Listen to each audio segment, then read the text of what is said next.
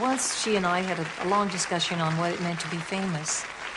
And she said to me, would you like to be famous? And I said, no, I really wouldn't. And she said, you know, she said, you're very wise, you know.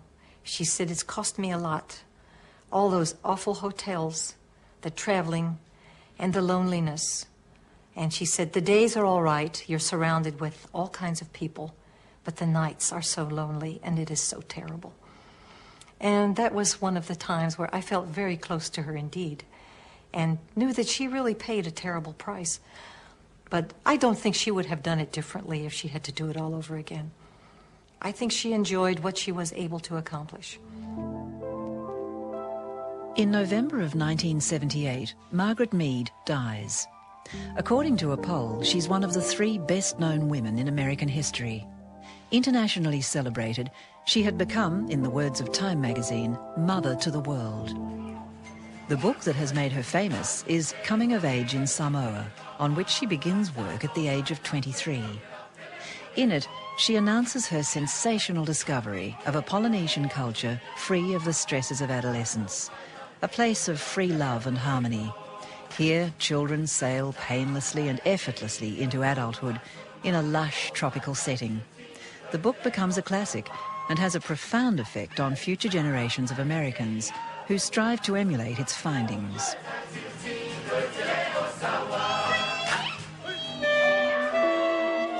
In 1940, another 23-year-old, Derek Freeman, arrives in Samoa aboard a banana boat out of Wellington, New Zealand.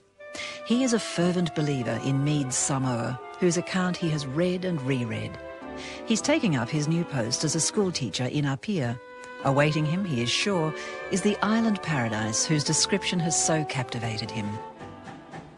But instead, he finds that Margaret Mead's Samoa is largely make-believe. He encounters a puritanical people obsessed by rank, among whom aggression is commonplace. After collecting evidence for 40 years, he publishes his refutation of Mead's conclusions, an academic bombshell. The result is the greatest controversy in the history of anthropology, the science of humankind. A controversy that will be resolved by startling new evidence presented in this program.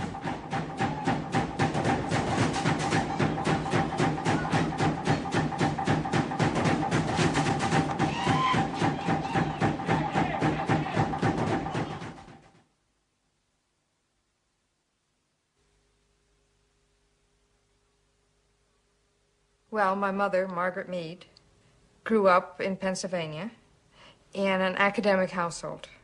Her parents met as graduate students at the University of Chicago, and her father was a professor of economics, and her mother was a sociologist who never quite finished her PhD, but went on doing research even while she had 4 children. From the age of 4, she was a very forceful, dominant person. She was told as a little child repeatedly, apparently, that there is no one like Margaret. And this was a notion that she accepted and lived by all of her life. Indeed, there was no one like Margaret. She was always very, very sure of herself. She interested me the more I looked into her, because I think I began to understand the things that drove her, because she was a driven woman, as I see her. What do you think drove her then? I think there were a number of things. I think the first thing is that she was a very plain girl. And she never forgot that she was a very plain girl, so that she had to overcompensate for being plain. Then she never really belonged. Her family kept moving when she was a child. So she was always the odd kid out at school. And she had this terrific need to be accepted. To feel that she belonged somewhere. All her life, Margaret Mead has been looking for a mentor, and at Columbia University she finds Franz Boas, the father of American anthropology, and his assistant, Ruth Benedict. Ruth Benedict was an unhappily married woman who had done a number of things but had never found fulfillment in any professional connection. She had written poetry and tried other avenues, but she had discovered anthropology and loved it and thought that this at last was the discipline she'd been looking for. And she said she wanted to have a companion in harness. And in young Margaret Mead, an undergraduate studying the same discipline, she found that. And they became very loving friends. I remember her as very beautiful and very, very gracious as a person. Now, when I came to write about my mother,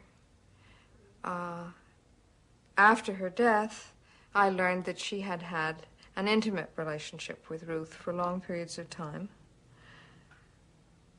that was somehow enclosed within the friendship and the colleagueship.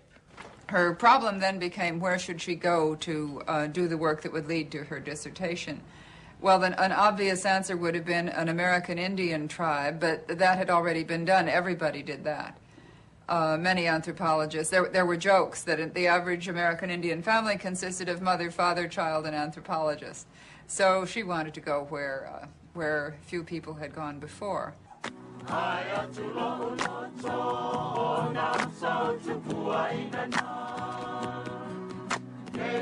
For her first field trip, Margaret Mead's heart is set on some remote and beautiful South Sea island. Boas asks her to investigate a specific question, which he phrases, "Are the difficulties of adolescent girls due to the physiological changes which take place at puberty, or to the civilization in which they grow up?" Boas hopes that Margaret Mead's answer will help him in his battle with the eugenicists, those scientists who believe that the human race can be improved by selective breeding. This is the so-called nature versus nurture controversy, which rages during the 1920s and in which Mead herself is much involved. I didn't even want to study the adolescent girl. I wanted to study change. My professor wanted me to study adolescence. I wanted to come to Polynesia somewhere. He wanted me to stay in the United States. So we made an exchange. He said I could come to Polynesia if I'd study the adolescent girl. In August 1925, Margaret Mead departs for Samoa, leaving a young husband, Luther Cressman, waiting.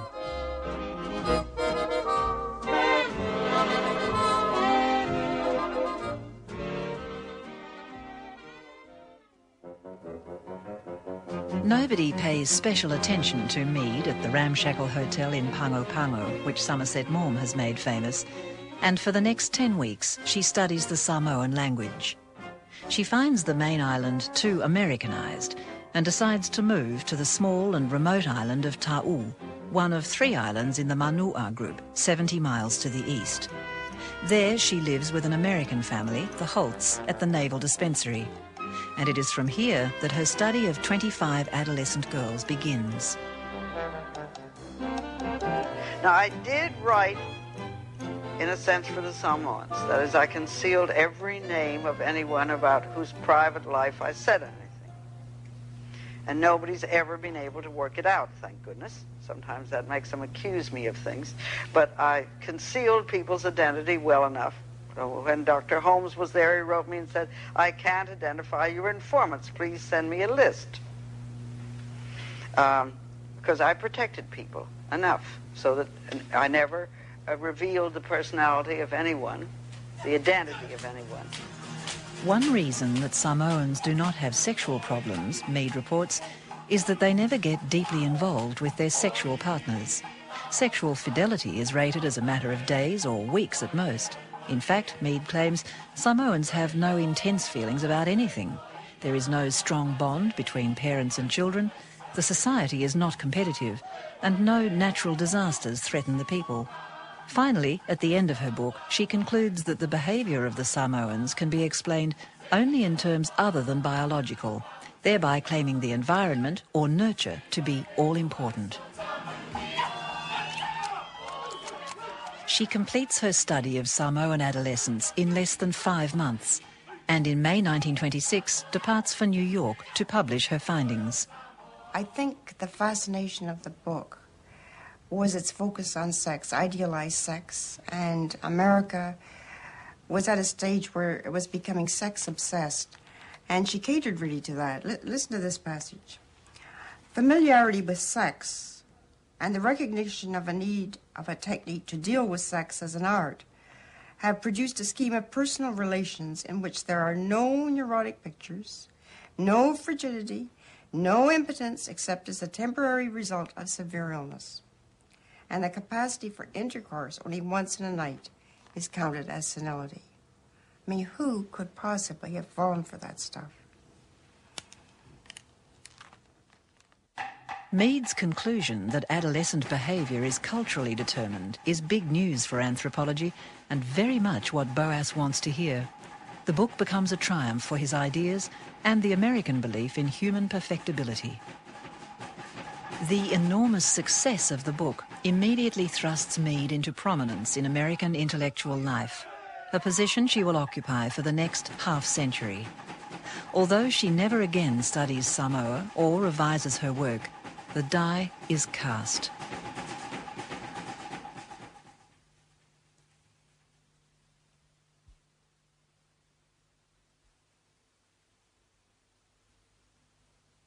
Before arriving in Samoa in 1940, Derek Freeman has already established a reputation as a radical among his fellow university students. When I was a student at Victoria University College in Wellington, New Zealand, I worked in the seminar of Evans-Pritchard, who was a personal friend of Margaret Mead's, and he introduced me to anthropology and to Margaret Mead's work, and in particular taught us that this book, which was then already well known, was of great anthropological significance. Samoa was then an isolated place. It took 13 days by ship from New Zealand to get there, and very few Samoans had been out of the islands. I had a horse and I used to ride over the mountains on the island to this remote village where I worked, and every available moment was spent studying the Samoans. During my first 2 years in Samoa, while I was learning the language, my base was in a village called Sa'anapu, and I stayed there with the family of the senior talking chief in this village. One morning, quite unexpectedly, all of the chiefs of the village assembled and said that they were going to give me a title, an important title of the village. This title is Longona Itanga, which literally means heard at the tree felling, and it is the title of the heir apparent of the high chief of the village. At that time, I was quite young too, I was only 24. They bestowed that title. It took up all of my supplies, which I had to give to them, supplies for a 3-month stay. But from that time on, because I held this title, I was given recognition throughout the village, and I had the right to sit in the Council of Chiefs, which I promptly did, and to attend all of their courts. And it was then that the information that was being brought unmistakably before me that I began to realize that many of the things that Margaret Mead had reported in coming of age in Samoa certainly did not accord with what I was witnessing in Sa'anapu. In 1943, Derek Freeman leaves Samoa to join the Navy. Later in the 1940s, he studies the Iban, a head-hunting people of central Borneo.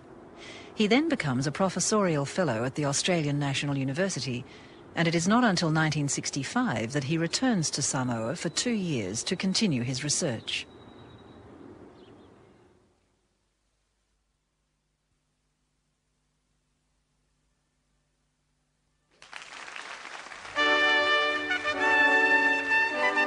During the 1930s and over the next 40 years, Margaret Mead's reputation continues to grow. She becomes the recipient of numerous honorary degrees and awards.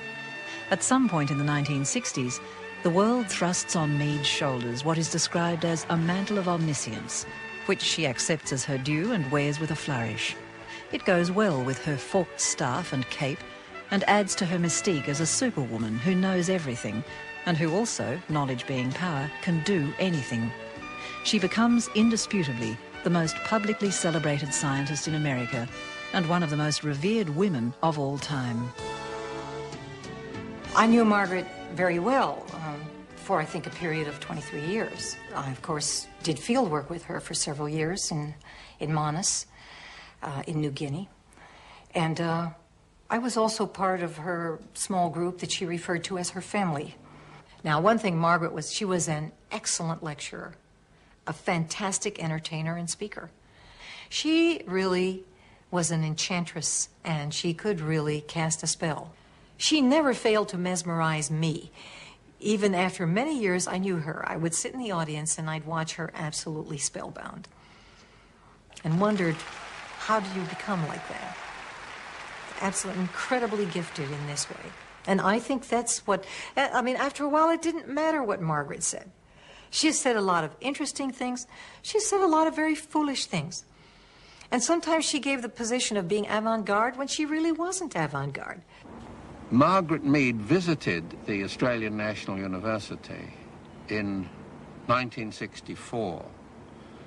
And in November of that year, we had a long private meeting in my study in the Research School of Pacific Studies. I laid before her all of the evidence that I had that indicated that her conclusion was not empirically justified. She was very much taken aback by this and subsequently reported that she felt that her results were now under threat. But when I wrote to her saying that although our conclusions differed, I hoped that there would be no bad feeling between us and that I would strive to see that there was not, she wrote back to me from New York in December 1964 saying, "Anyway, what matters is the work." And I thought that was an exemplary reply. My mother knew about Freeman, the particular kind of personality he has, the fact that he has sometimes been somewhat unpredictable, and she was worried about it. She was worried that he might behave in a way that would be damaging to anthropology and damaging to the people of Samoa.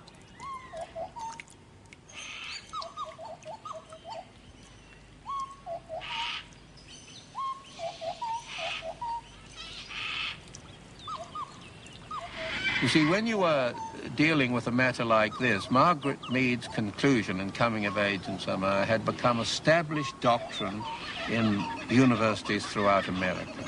Now, I well realized that attempting to undo that was a very formidable task indeed, and I had to go about it most thoroughly. And it was only when I had assembled the evidence that I felt by March 1978 that I was in a position to do it. But very soon after that, Margaret Mead unfortunately died. And I then realized that there must be a pause, there must be a decent pause between her death and the publication of the refutation. And I still, at any rate, had to seek certain evidence in Samoa and Honolulu. In 1981, at the Bishop Museum in Honolulu, Freeman completes the evidence for his refutation, and in 1982 he accepts an offer of publication by Harvard University Press. But before the book is released, Edwin McDowell, a journalist from the New York Times, picks up the story. The next thing I knew was that one morning while I was having a bath here, the telephone rang, and I got up and went to the telephone unclad. Quite naked, and there was Ewan McDowell on the telephone. I'd never heard of him before, and I talked to him for about 40 minutes. And on the 31st of January, it was on the front page of the New York Times. And then the furore began. The anthropologists were stunned by the New York Times article and stunned again by the immediate press attention to it. We're talking about dispatches that were printed in literally hundreds of newspapers throughout the United States, not on one day, but for day after day. It had the kind of attention that presidential candidates or presidents are accustomed to have, altogether unusual for an academic subject. And they didn't have the book. They had no indication that such a book was in progress, and nor when it was announced had anybody heard of Derek Freeman. Who is Derek Freeman? And it looked like a case in which the most honored anthropologist in history, indeed one of the most honored Americans and academics in history, was to be slain by an obscure David somewhere out in the Antipodes. Coming of Age Samoa was a classic textbook for undergraduate teaching. Millions, who knows, 5, 10 million Americans may have read that as undergraduates in universities. And of course it was taught to them as being true. And then along comes Derek Freeman and says it's all false. What Derek did, you see, was a double whammy. He didn't just attack it in a theoretical way. He attacked it in the person of the goddess, of the super celebrity who had made anthropology, who was anthropology, who was the symbol of anthropology to the world, and who was the prime promulgator of this doctrine to the world on behalf of anthropology. So he did a thing that was doubly bad. He didn't just say, you know, this religion is theologically problematical. He said God is wrong. Or rather, in this case, the goddess is wrong. She couldn't be, you see. She couldn't be, because if she was wrong, then the doctrine was wrong, then the whole liberal humanitarian scheme was wrong. I think this is a wrong connection. I think the liberal wing here made a wrong connection. You don't need that position in order to defend the goodness of man. But they do, and they did. One of the leading anthropologists came out immediately after the first word of Derek's book was out and said, I haven't read the book, but I know he's wrong. That's a bit depressing in a field that thinks it's a science. The controversy of nature-nurture was an important one which should have been dealt with in his book, but wasn't dealt with because he was so interested in ruining the reputation that Margaret Mead had built on her Samoa work. I think that there was a kind of spirit of, oh boy, let's do some debunking. That'll be fun. That ended when people realized that this wasn't just Margaret Mead bashing, that this was an attack on the fundamental ideas of the discipline. I've had some anthropologists say to me that it wasn't good for the discipline as a whole. And I said, why not? Why not? If we can't stand scrutiny, then what are we worried about? I'm not worried about being scrutinized. Saying, yeah, so, well, that was wrong. So look at everything we've done right.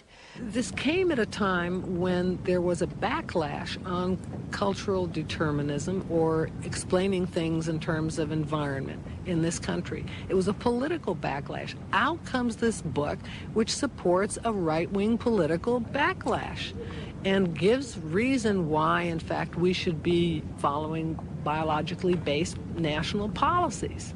So that's extremely threatening. I'm not sure he was aware of that he was used or could have been used if his book had sold. Well, I'm a little concerned as a university professor because some of my students tell me that in their anthropology classes, they are almost actively discouraged from reading Freeman's book, which I find absolutely extraordinary. Because I have heard anthropology colleagues speak critically of Margaret Mead, but it's as though they are frightened that their discipline will come under discredit by this book. And let's face it, I think they're a little nervous about getting grants. It so happened that in November 1983, in Science 83, which is a publication of the American Association for the Advancement of Science, my book was rated as the most important book of the year in the social sciences and recommended for holiday reading. Now, at this very time, the American Anthropological Association was meeting in Chicago, its annual meeting. And there, the opposition to my refutation was so intense that a motion was passed condemning the book as unscientific and as possessing all other kinds of defects. And they then voted on it.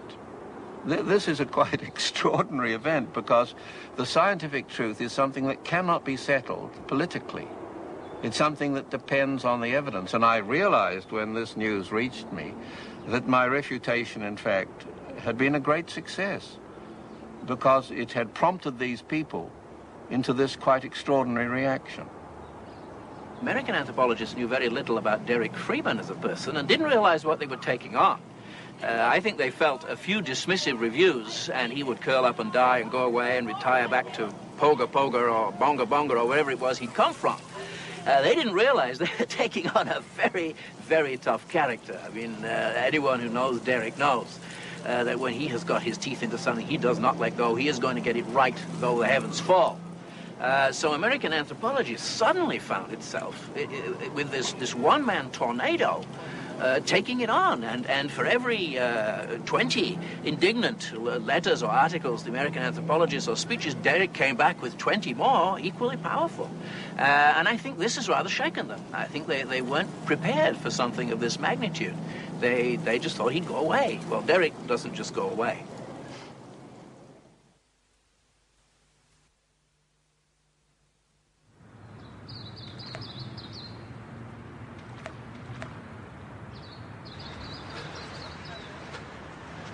In 1973, Richard Goodman, a student of Samoa for many years, writes his own independent refutation of Mead's book. He arrives at many of the same conclusions that Freeman reaches. Well, what I uncovered was that Samoans have a huge amount of aggression in them due to the way they're brought up as children, treated as children, punished as children, that they repress this aggression and anger, that they displace it. It comes out in very interesting and peculiar ways. They simply aren't that happy. They have a mask of happiness. In the area in Samoa that I lived, there was one occasion of extraordinary violence, which happened in the national cricket tournament in Apia, in the capital city. Our team went to the cricket tournament, and they were not doing very well in the cricket tournament, and they thought they should be doing better. In one game, they became enraged by the referee's calls. They thought they were biased, and the crowd began yelling, "Kill the ref," and they did. They beat him to death with their cricket bats.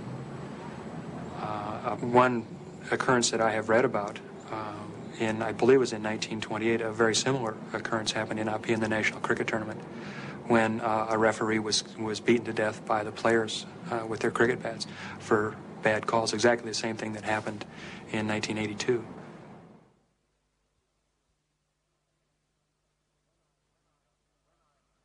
When I was in Samoa in 1967, I was astonished to find that an American anthropologist, Lowell Holmes, had claimed that Mead's conclusions about Samoa were remarkably reliable. I had a copy of his PhD thesis. In fact, he had sent me a copy of it. I then wrote to him and pointed out that the information contained in this thesis on rape and various other things directly contradicted Margaret Mead. And I asked him how this possibly could be, that when his own evidence contradicted her, he could claim that her conclusions were remarkably reliable. And he wrote back to me in 1967 saying that he agreed that Margaret found pretty much what she wanted to find, and that he disagreed with various of her conclusions, but he was forced by his faculty advisor to soften his criticisms. And in the same letter, Holmes added, the only tragedy about Mead is that she still refuses to admit that she might have been wrong on her first field trip. Now, it was this extraordinary confession of Holmes that was, among other things, as far as I was concerned, a quite important reason why I should proceed with my refutation. I don't believe that Margaret Mead was wrong on her first field trip. And the letter that I wrote to Derek Freeman, where he claims that I said that Margaret seems to find whatever she wants to, is what I wrote him. This is true. At the time, however, Margaret had just written a very terrible review about a book of mine, and I was pretty upset at her. I wrote this to Derek Freeman, not believing that it would appear again and again and again in print. I thought this was confidential correspondence. And I still stand by it. And I've had 4 field trips to the area. And I still stand by my statement that I believe that her description of Samoan culture and Samoan behavior was very good. I believe that she did a very credible job. And I think that many of the complaints that have been brought against her work by Derek Freeman are unfair. Since the publication of my refutation, Holmes has become Mead's principal champion.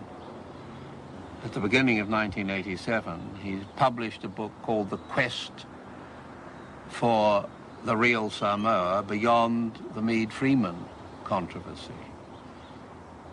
And in this book, he has evasively changed the conclusion that Mead reached. Dr. Holmes, how can you possibly still consider Mead's work to be correct in view of the so many contradictions between her work and yours, and even contradictions within Mead's book itself? I think that there are contradictions in Mead's book. I think that the society was perhaps a bit more complex than she pictured it. After all, this young woman was 23 years old. I think she probably made some mistakes. I think that she had perhaps a kind of a romantic view of the South Seas. Margaret Mead did distort the situation a little bit. Her picture of village life is a kind of a romantic one. What she did, she took typical activities that might occur throughout an entire year and sort of jammed them all into one day, giving the impression that a Samoan village is a very busy, bustling kind of place. I imagine this is a kind of artist license, and I don't know whether artist license is permitted anthropologists. I think that Coming of Age in Samoa was written for a popular audience. I think that the last chapter was added at the request of the publisher.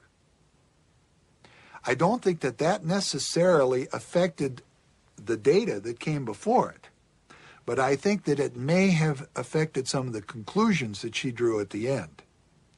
Well, Margaret Mead went into the field and she talked to adolescent girls, and she came back with a view of Samoans as being gentle and living an idyllic life of having sex before marriage, as being able to try different things and not having the stresses and strains of American adolescence during the same period of life. Derek Freeman went in and he talked to the chiefs, and he came back with a view of Samoan life as being aggressive, and Samoans having a high rape rate, and being almost the exact opposite of what Margaret Mead had described. And so you could argue that that he was doing exactly what she was doing, except that he was 66 years old and she was 23 years old. He was doing what I call historical tracking. He was picking data out of different periods over long periods of time without concern for the changes that had happened during those periods. Not only the changes in terms of the Americans that were coming and going, but the modernization, the technology that was coming in, the schooling and how that was affecting people. It was all as if it were one period for him.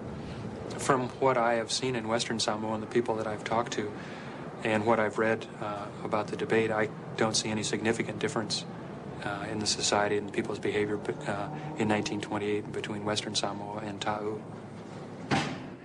According to Mead, adolescence in Samoa is a period of promiscuity before marriage. Freedom of sexual experimentation is encouraged and even expected, with a girl distributing her favours among many youths adept in amorous techniques. But all other ethnographers report that both premarital and extramarital sex are strictly prohibited by Samoan custom. They describe the Samoans as a devoutly Christian people with a very severe sexual morality that was even stronger during Mead's time in Samoa. How then is Mead's account of free love in Samoa to be explained?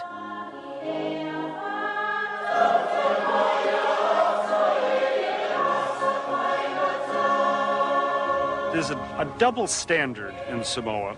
The young men have two objects. One of them is to have sexual relations with the girls as much as they can. The other one is to make sure their sisters don't have sexual relations with the other guys in the village. And a girl leads a very guarded, protected life. Aside from just opinions of various people who were there or not, I find it extraordinary that people don't mention what Margaret Mead just passed off in her book, is that there were no pregnancies, which she admits in her book. None of these girls that she claims are engaging in sex ever got pregnant. And I find that to be extraordinary. In fact, she doesn't document any premarital pregnancies in any of the villages that she worked in. And I can't imagine that young girls who were presumably fertile, that she documents their fertility essentially in her book, that they weren't getting pregnant. And if they don't, I assume that there wasn't sex going on. Could Margaret Mead have allowed herself to be fooled by the Samoan girls, on whom she relied completely for information? Put yourself in the position of a teenage girl in an American colony which has been heavily Christianized by somewhat puritanical missionaries. And you know what puritanical missionaries are mostly concerned with. Once they got rid of headhunting, they want to get rid of anything like promiscuous sex or extramarital sex. Put yourself in the position of those teenage girls, and you have this rather ambiguous American woman, ambiguous in the political sense that she's hobnobbing both with government officials and with missionaries. And then she's trying to make cozy friends with you, and then starts asking you about your menarche and about your boyfriends and about how you get engaged and what do you do when you go in the bushes.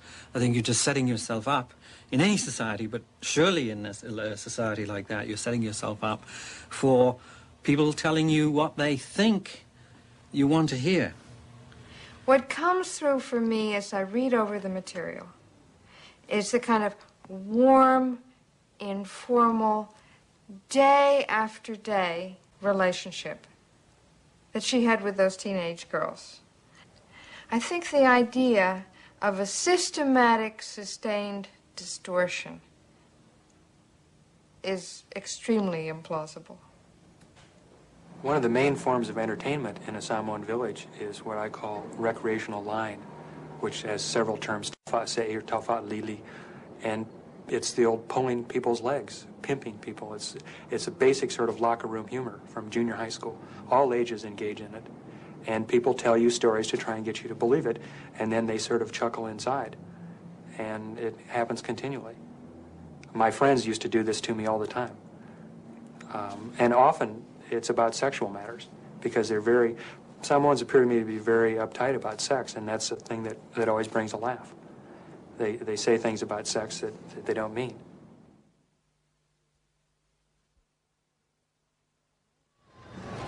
Perhaps in this controversy, the Samoans themselves hold the answer, and their evidence is of crucial significance. Well, I went to the University of Hawaii in 1948 to take some courses in the University of Hawaii. And it was during an anthropology class that I realized something was being taught that was not in accordance with our way of life and culture. And during this anthropology class, I got up and objected to Professor Mason, who was the instructor. Told him I do not believe, and I did not believe at that time, to what Margaret Mead was saying in her book about the sex life of the Samoan young people. And he said to me, "How do you know?" And he said, "Well, I should know. I grew up in that culture. I am of the age Margaret Mead is writing about." And that is not true.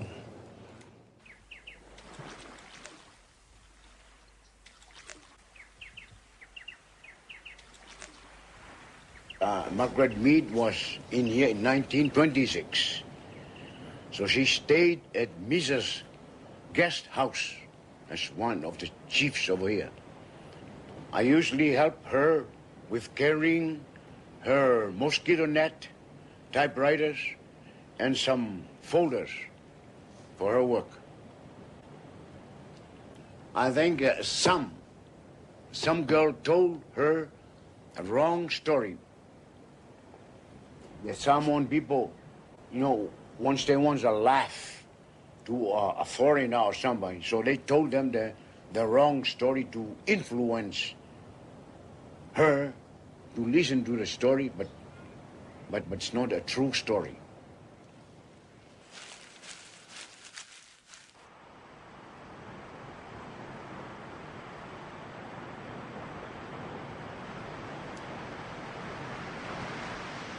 Ta'u Island, the very place where Margaret Mead studied adolescence in Samoa.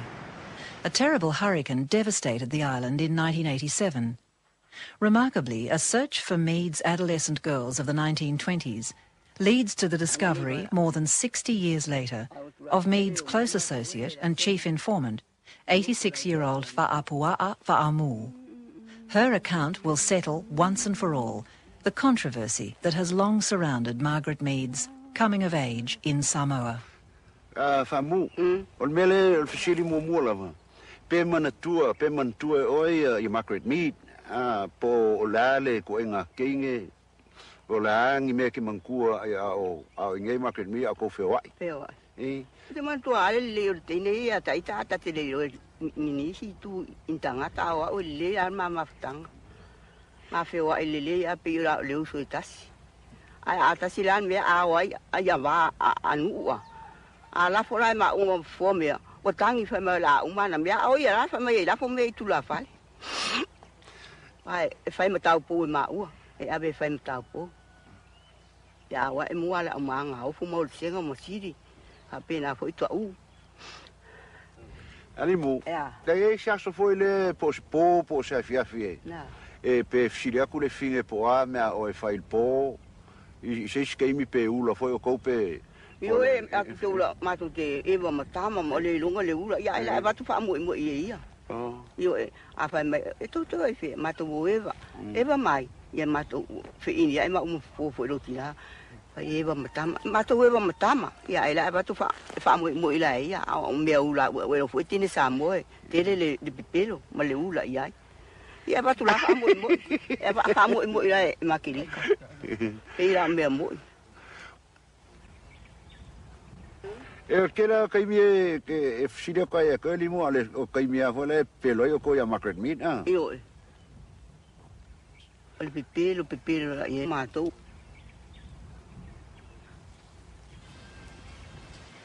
Well, if Margaret Mead was wrong, where do you think she got her ideas from? Do you think she was fooled by her young informants? No, my view on this may be a bit harsh, but I think Margaret Mead was talking about her own self. I think she brought her own ideas. She was just looking for a frame. But she brought her own ideas and her own problems from the United States of America. And from her own self. I think she made up her mind that she's going to write that theory according to what she believed, but not according to what the people are living here. Because the whole book is just totally opposing our own custom and culture, the way we live, the way we protect our young girls. Margaret Mead took away perhaps not our humanity so much, as our oneness with other human beings. I mean, we're no different from you in Australia or the United States or any other part of the world. We all go through these phases, and perhaps it's our cultures that makes the semblance of difference. But for Margaret Mead to make us behave as if we are non-humans because we behave like animals in our promiscuity, I think that is a very great disfavor that she has done us. We have one more question from Saini.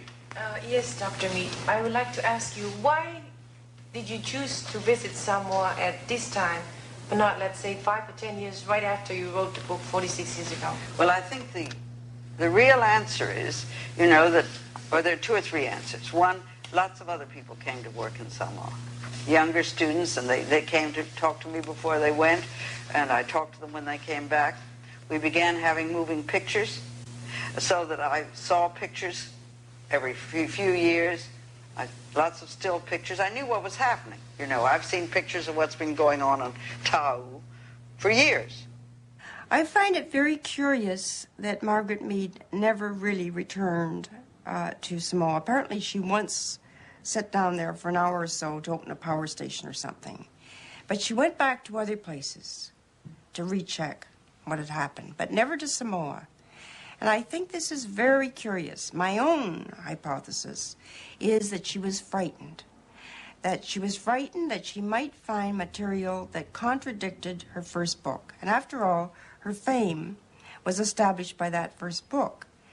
And I think she was so insecure that she was afraid that if anything in that book was discredited, her whole reputation would fall into shreds. She told me that she had met with Derek Freeman and that he had told her about his research in Samoa and what he thought of her work and that he was going to publish this. And I gave her a so what look. And she said, you don't understand, he has proven me wrong. And she looked very sad and puzzled, and I thought it was very odd that I was here feeling sorry for Margaret Mead, and even stranger that I was going to have to tell her that this was not important. But I did. I said, what you have done in anthropology and for the world is not Samoa dependent. It really doesn't matter whether you were right or wrong about Samoa. And she said, well, what do you think I ought to do about it? I said, just nothing. Well, as a result of this whole controversy, Samoa is a place that has assumed immense anthropological and human significance. I have often said that if only we Westerners can understand the Samoans, then we can understand ourselves. And we should be thankful that Samoa was a place where issues of such great scientific importance could be studied and resolved. Samoa is a profoundly important place to me. I mean, that's where I began to think deeply about these problems. And I have an enormous debt of gratitude to the Samoans. I become very emotional when I go to Samoa because my bond with the Samoans is so deep. And I have a great love and regard for them. But this does not mean to say that I suppose that they are stainless or that they are gods or goddesses. They are marvelous human beings. O te wha moi lava, o le a tātou tū mau pēa I le wha maoni mā le alofa, e o le wha wawau. Pau le anu. Pēna tō le whawola mōna e whaiaia.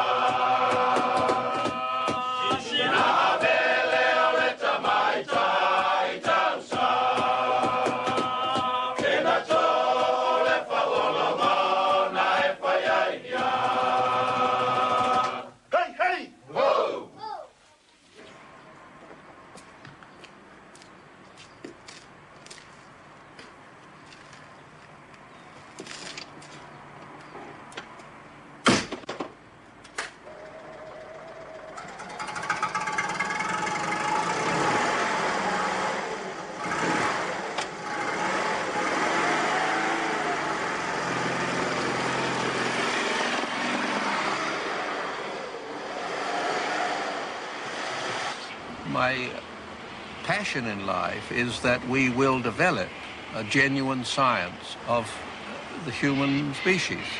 Nothing is more important for humans than that we succeed in that task.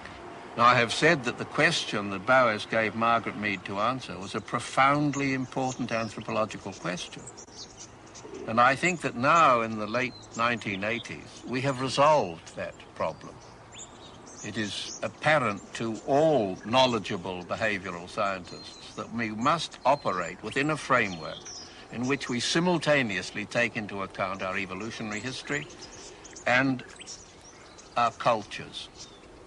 And it is only when these two things are combined within an interactionist paradigm that you have the imperative precondition for a genuine science of our species? Well, I have always been a heretic. I think being a heretic is the most beautiful thing, because this comes from a Greek root meaning someone who chooses for himself. In other words, a heretic is someone who thinks for himself and doesn't run with the mob.